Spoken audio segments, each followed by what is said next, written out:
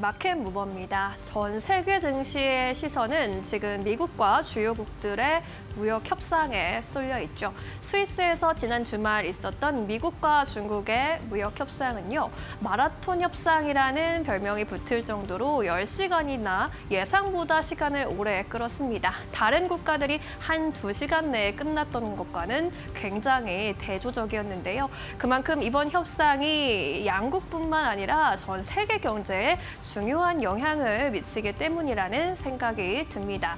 이번 스위스 회담의 성사 배경, 비하인드 스토리도 주목할 만했는데요. 로이터 통신에서는 최근 몇 주간 워싱턴 주재 중국 대사관과 미국 행정부 간 접촉이 늘어난 가운데 미국 측에서는 트럼프와 시진핑 정상 간의 회담을 원했지만 중국 측에서는 실무진 협의를 먼저 하기를 원했다라는 소식이 전해지기도 했습니다.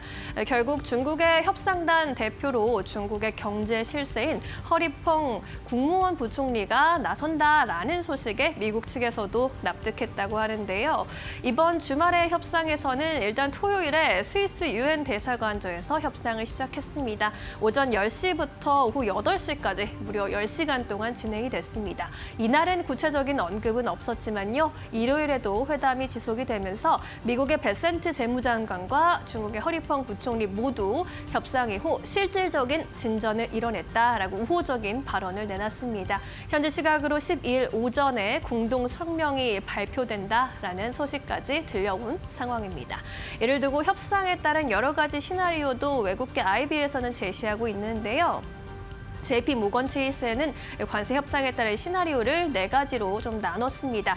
가장 낮은 확률로는 협상이 결렬되면서 강대강으로 다시 치닫을 상황인데 확률이 높지는 않다고 봤고요. 가장 높은 확률로는 현상 유지를 꼽았습니다. 예의상 논의를 지속할 것으로 합의는 하겠지만 여러 가지 차이점들을 확인한다라는 소식이겠죠. 이렇게 된다고 해도 시장에서는 실망감에 1.5%가량 S&P 500 지수가 하락할 것이라고 봤습니다. 그리고 또 상황 개선에 대한 기대감도 비슷하게 가져가고는 있습니다. 구체적으로 관세 인하 수치에 대한 언급이 있다면 시장에서는 1%가량 상승하면서 환호할 것으로 봤고요. 합리적인 해법을 도출해서 관세가 50% 미만으로 대폭 인하되게 된다고 해도 시장에서는 큰 폭의 상승세를 나타낼 것이라고 협상 시나리오를 제시하고 있습니다. 앞으로 나올 헤드라인에 주목을 해봐야겠고요. 협상에 따른 결과가 우리 증시에는 어떤 힌트를 줄지도 함께 주시해보시죠. 마켓 무버 전해드렸습니다. 네, 이어서 오늘 시장에서 핫한 이슈와 종목들 함께 이야기 나눠보도록 하겠습니다. 오늘도 모셨습니다. GC인포의 박근호 이사 모시고 이야기 나눠보도록 하겠습니다. 안녕하십니까? 안녕하십니까?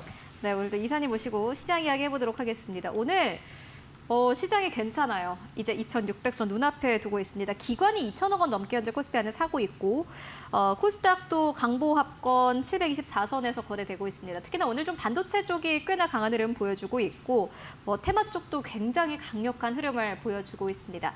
그렇다면 오늘 시장에서 어떠한 이슈로 함께 이야기 나눠보면 좋을까요? 지금 바로 주제 공개해보도록 하겠습니다. 네, 오늘의 주제는 오늘 이 이야기 빼놓고는 할 얘기가 없을 것 같습니다. 대선 후보들이 이제 공약 발표를 시작을 했습니다.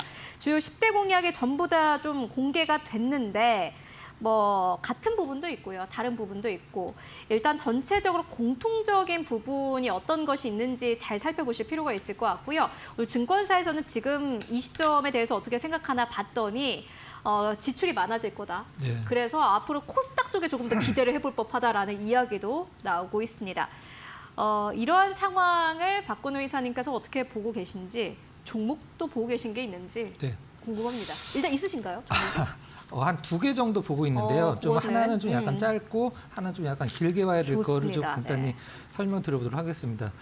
일단 오늘 이제 이 공약을 이제 정리를 해놓은 곳을 보시려면은 이제 중앙선거관리위원회 정책 공약 마당이라는 페이지 들어가면은 정당별 공약이랑 이제 후보적 공약이랑 약간 좀 다르거든요. 그 2개를 이제 들어가시면은 이제 후보별로 정당별로 이제 확인하실 수가 있는데 일단 지금 새 후보라고 해도 되고 이제 두 후보라고 결국에 이제 두 후보로 접혀지겠죠. 이제 뭐 어느 분이라고는 아직 뭐 정해지지 않았습니다만은 일단 좀 잠깐 살펴보면은 일단 공통적으로 나오는 이제 단어가 있습니다. 사실 이거는 이번 선거 때 특별히 나온 게 아니라 그 동안에 선거 때마다 나오는 어떤 공약들이기 때문에 뭐 일단은 뭐 시장에서 반응이 아직은 좀 약간 뜨뜻미지근한 듯한 느낌도 있긴 합니다만은 이제 새 후보 혹은 뭐 두 정당 여야 정당 공통적으로 지금 나오고 있는 공약의 단어를 좀 약간 압축을 해보면 일단은 복지 쪽은 일단 지금 민주당 쪽이 좀 강하고 그 다음에 김문수 후보는 일단은 그 친기업. 그러니까 뭐 전통적으로 가는 거죠. 그 다음에 뭐 이준석 후보는 좀 약간 어떤 경제적인 부분은 아직은 딱히 뭐 얘기를 안 하고 있는 것 같긴 한데 일단 주식으로 이거를 이제 좀 공약을 환산을 해서 연결될 수 있을 만한 공약을 좀 몇 개 추려 보면 딱 AI가 좀 많이 나오더라고요. AI가 많이 나오는데 뭐 이재명 후보 같은 경우는 선진국 수준 이상으로 이제 어떤 그 투자를 확대를 하겠다. 그 다음에 김문수 후보 같은 경우는 100조 원 규모의 펀드를 뭐 만들겠다. 뭐 사실 100조는 사실 엄청 큰 돈이에요. 우리나라 1년 예산의 거의 20%에 가까운 돈이고. 그다음에 뭐 이준석 후보 같은 경우는 이제 해외에 나가 있는 우리나라 기업들을 불러들이는 리쇼링을 일단은 좀 활성화시키겠다 이렇게 밝히고 있는 상황인데. 실질적으로 주식시장이 가장 좀 민감하게 움직이고 있는 것은 지금 오늘은 이제 상한가가 있는 뭐 삼보산업이나 윌비스나 뭐 넥스트아이 이런 기업들 어떤 정책 쪽이 아니라 정책적으로 볼 수도 있죠. 이제 일자리 관련주로 윌비스도 그렇죠. 하니까 근데 이게 이제 그 이준석 후보 하버드 동문들이 공통된 부분이거든요. 그래서 오늘 제가 봤을 때는 이제 이준석 후보가 이제 새로 어떤 좀 뉴페이스로 이제 후보로 올라왔으니까 시장에서 좀 약간 반응을 보이는 듯한 느낌이고요. 주택 쪽이 그동안에 사실 좀 많이 움직인 부분도 있긴 하죠. 근데 이재명 후보 같은 경우는 이제 재건축 관련돼서 좀 공약을 많이 내놓고 있는 상황이고 김문수 후보 같은 경우는 10만 청년 주택 이제 뭐 공약 걸었는데 사실 이러한 것들이 어떻게 하겠다, 언제 하겠다 이런 것들은 뭐 당연하지만 아직 나오지는 않고 있는 상황이고 저한테 개인적으로 제가 이제 아까 짧은 거 하나 좀 길게 볼 수 있는 거 하나 두 개를 좀 준비했다고 말씀드렸었는데 과거에 그 임플란트 연령대를 임플란트 이제 의료보험 되면서 실질적으로 이제 디오라는 기업이 굉장히 많이 올라갔거든요. 근데 지금 이재명 후보 공약 중에 10대 공약에 들어가진 않았습니다만은 임플란트 보험 연령대를 지금 65세인가 그렇죠. 기본적으로. 근데 그걸 낮추겠다라고 얘기를 한 부분이 있어요. 그래서 실질적으로 지금 디오의 흐름이 다른 임플란트 관련주와는 좀 약간 다른데 그럼 왜 디오만 다르게 움직이느냐? 일단 가장 싸고 어떤 이 의료보험 혜택을 가장 많이 보는 기업이 디오고 그 다음에 겹치는 이제 미국 쪽 지금 트럼프와 지금 현재 이재명 대표의 공약 중에 겹치는 부분이 있는데요. 민주당 쪽에서 이 원전 관련돼서 공약이 나오는 것은 좀 약간 좀 어색하긴 합니다만은 SMR 관련돼서 이재명 후보가 굉장히 좀 세게 공약을 많이 얘기를 했어요. 왜 그러냐면 AI와 연결이 되거든요. 그러니까 미국 같은 경우도 AI 데이터 센터 그 전원 공급하기 위해서 SMR 많이 짓겠다라고 얘기를 했는데 이재명 대표 후보도 똑같은 얘기를 했습니다. 이제 AI를 키우기 위해서는 데이터 센터를 많이 만들어야 되고 데이터 센터에 전원을 공급하려면 SMR이 답이다라고 해서 이제 SMR 관련된 얘기가 많이 나왔었는데 그 전에 좀 약간 주말에 나온 얘기가 있죠. 이제 트럼프 미국 대통령이 이제 원전 용량을 발전 용량을 4배까지 늘리는 행정 명령을 검토를 하고 있다.